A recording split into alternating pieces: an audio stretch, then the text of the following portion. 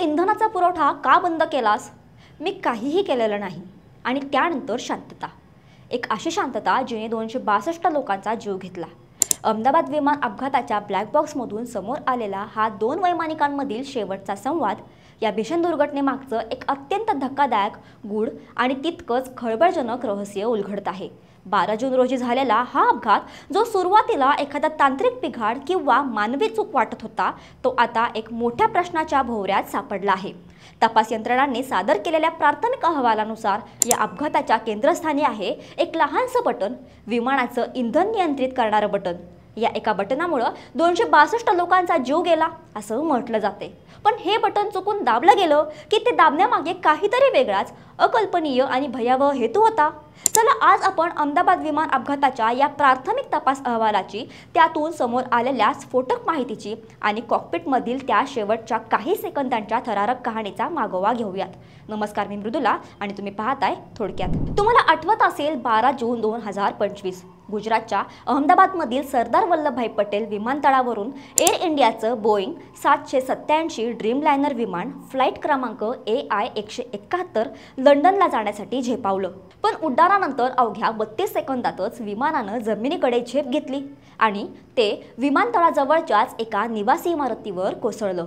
ही दुर्घटना इतकी भीषण होती की त्यात विमानातील 242 पैकी 241 प्रवासी आणि क्रू मेंबर्स तसेच जमिनीवरील काही नागरिक अशा एकूण 262 निष्पाप जीवांचा होरपळून मृत्यू झाला. यातून केवळ एकच प्रवासी रमेश विश्वकुमार, जो सीट क्रमांक 11A वर बसला होता, तो चमत्कारिकरित्या बचावला.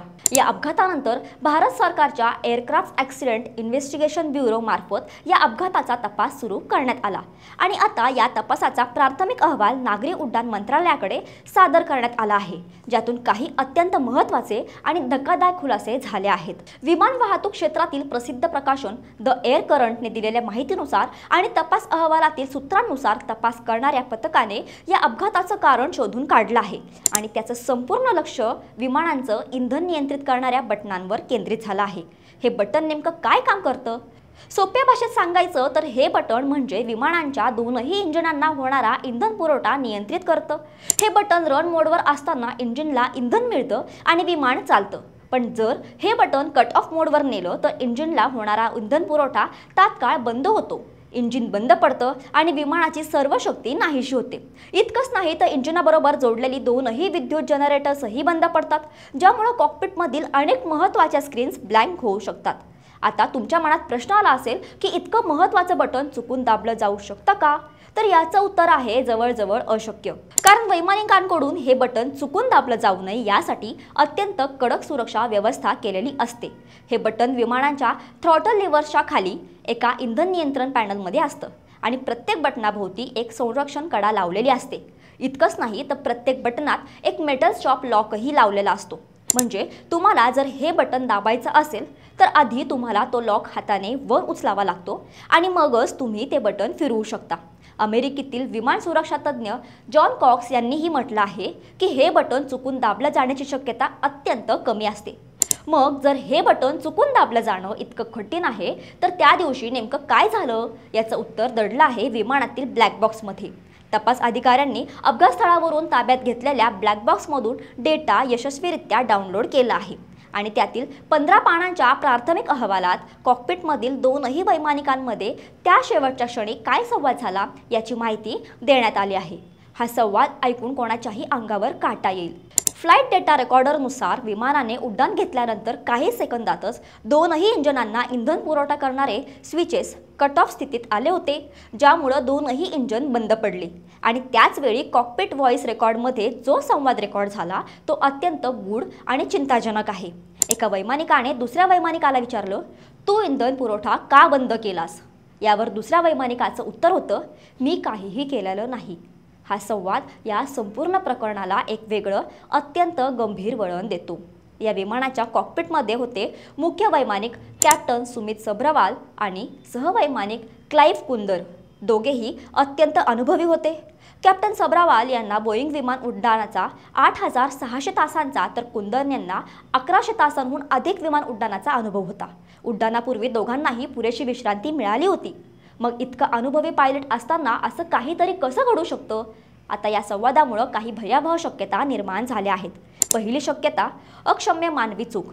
एका पायलटने अत्यंत निष्काळजीपणे किंवा गोंधळून तो लॉक उचलून ते बटन कट ऑफ केलं का, आणि त्यानंतर आपण काय केलं आहे हे लक्षात आल्यावर किंवा धक्क्याने तो मी काहीही केलेलं नाही असं म्हणाला का? दुसरी शक्यता, एका पायलटचा घातपात. एका पायलटने जाणीवपूर्वक दुसऱ्याला कल्पना न देता हे बटन बंद करून विमान अपघात घडवून आणण्याचा प्रयत्न केला का? जर तसा असेल तर त्याचा हेतू काय होता? हा आत्महत्येचा किंवा घातपाताचा प्रकार होता का? तिसरी शक्यता, दोघांमध्ये संघर्ष. कॉकपिटमध्ये दोनही वैमानिकांमध्ये काही वाद झाला का आणि त्यातून हा प्रकार घडला? चौथी आणि अत्यंत धूसर शक्यता, तांत्रिक बिघाड. दोनही वैमानिक खरं बोलत असतील तर, म्हणजे दोघांनीही बटनाला हात लावला नाही आणि तरीही ते कट ऑफ झालं. असं होणं तांत्रिकदृष्ट्या जवळजवळ अशक्य मानलं जातं. पण तसं झालं असेल तर हा बोईंग 787 ड्रीमलायनरच्या इतिहासातील सर्वात मोठा आणि गंभीर तांत्रिक बिघाड ठरू शकतो. आंतरराष्ट्रीय वृत्तसंस्था रॉयटर्सने दिलेल्या वृत्तानुसार आतापर्यंतच्या तपासात कोणत्याही मोठ्या यांत्रिक बिघाडाचं चिन्ह आढळलेलं नाही. त्यामुळे सध्या तरी तपास यंत्रणांचा रोख हा मानवी हस्तक्षेपाकडेच अधिक आहे. एका बटनामुळे 262 लोकांचा जीव गेला. हे ऐकायला आणि बोलायला किती सोपं वाटतं, पण त्यामागे एक अत्यंत मोठं, क्लिष्ट आणि धक्कादायक गूढ दडला आहे. कॉकपिटमधील त्या शेवटच्या काही सेकंदांचा संवाद, तू इंधन का बंद केलंस आणि मी काहीही केलेलं नाही, हे दोन वाक्यच या संपूर्ण दुर्घटनेचं केंद्र बनले आहेत. हा अपघात एका पायलटच्या अक्षम्य विनाशकारी चुकीमुळे झाला की मग ही चूक नव्हतीच तर त्यामागे काहीतरी वेगळा, अकल्पनीय आणि भयावह हेतू होता, की मग हा अत्यंत दुर्मिळ असा तांत्रिक बिघाड होता जिथे सुरक्षतेचे सर्व उपाय आणि यंत्रणा पूर्णपणे निकामी ठरल्या.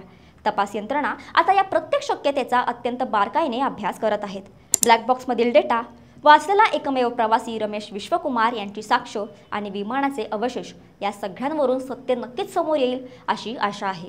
पण तोपर्यंत 262 निष्पाप जीवांच्या मृत्यूचं कारण हे त्या दोन अनुभवी वैमानिकांच्या शेवटच्या संवादात आणि एका लहानच्या बटनाच्या कट ऑफ झालेल्या स्थितीत एका मोठ्या आणि गंभीर प्रश्नचिन्हासोबत अडकून राहिला आहे. या प्रकरणातील अंतिम आणि धक्कादायक सत्य काय असेल याकडे केवळ भारताचं नाही तर संपूर्ण जगाचं लक्ष लागून आहे. तुम्हाला आमचा व्हिडिओ कसा वाटला ते आम्हाला कमेंटमध्ये नक्की सांगा आणि अशाच महत्त्वाच्या व्हिडिओसाठी थोडक्यातला फॉलो करायला विसरू नका.